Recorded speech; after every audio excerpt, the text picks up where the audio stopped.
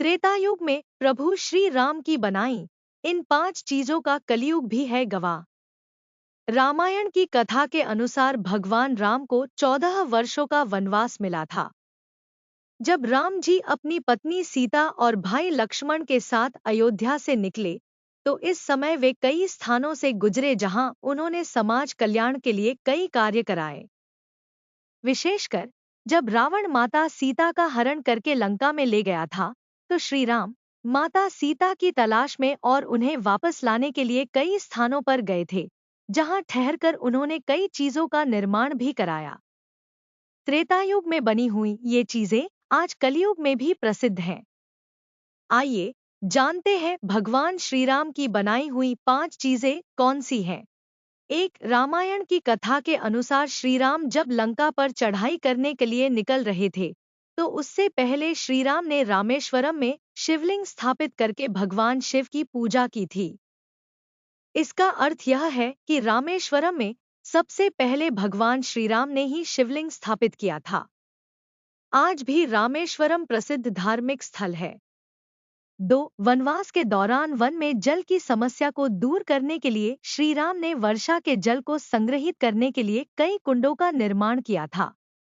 आज भी भारत की अलग अलग जगहों पर बने कुंडों को सीता कुंड और लक्ष्मण कुंड के नाम से भी जाना जाता है।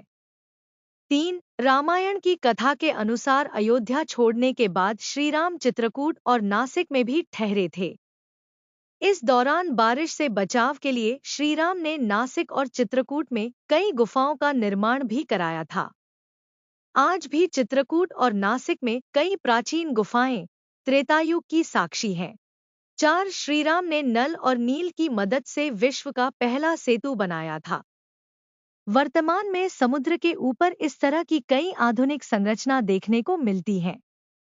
राम जी ने समुद्र के ऊपर जो पहला सेतु बनाया था, उसका नाम नल सेतु रखा था, लेकिन बदलते समय के साथ लोग नल सेतु को राम सेतु कहने लगे और नल सेतु राम सेतु के नाम से प्रसिद्ध हुआ।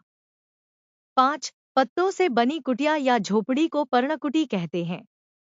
अपनी यात्रा के दौरान जब श्री राम चित्रकूट पहुंचे, तो महर्षि भारद्वाज ने गंगायमुना संगम की पहाड़ी पर एक पर्णकुटी बनाने की सलाह दी।